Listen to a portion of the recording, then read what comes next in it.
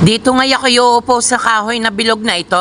At sa sobrang taba ko, ayan ako'y napakuya-kuya at nakangiti. Umorder kasi ako ng pagkain dito. Nakaway pa nga ako eh.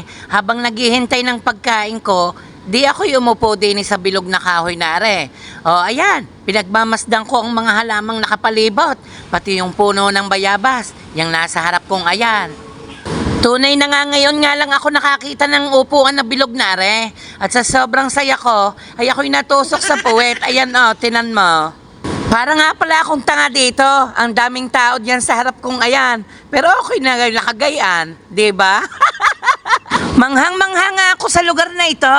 Tunay na, malapit lang naman ari sa aming bahay. Dine sa GMA.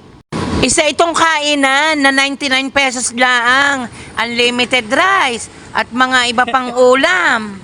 Sa sobrang pagkakasaya ko nga pala din sa upo ang bilog na re, at habang nagkukuyakoy, nalimutan ko na ako pala kakain din eh. Yan o, hindi na nga ako makatayo kasi palating na yung pagkain. Tingnan mo. Yung ano po sir, handloads and sauces, doon na lang. Sige. Salamat. Thank you po.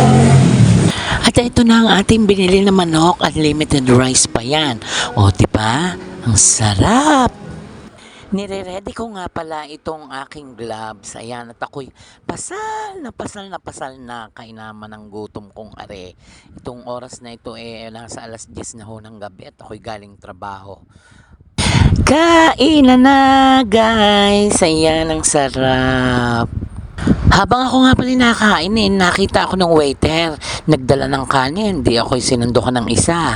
Dodo pa nga yung waiter at kulang pala, kaya nilagyan pa ako ng isa pa. Tapos inubos ko yung aking sabaw na nasa mangkok. At ako yung nagpalagay pa ng sabaw para meron pa akong reserba, di ba? Yung mga malalakas kumain di yan, lalo na yung mga malalakas sa kanin. Nako, dining kayo'y solid na dito. Kumain kayo din sa malapit sa GMA Terminal, Cavite ito. Sa sobrang takaw ko, nagdatingan ang mga tao. Ako'y nasa med, tunay na wala pala akong tubig. Kaya tiniis ko na laang, nawala din naman. Kaya kumain ulit ako. At dito na nagtatapos ang aking vlog. Maraming salamat sa inyong lahat.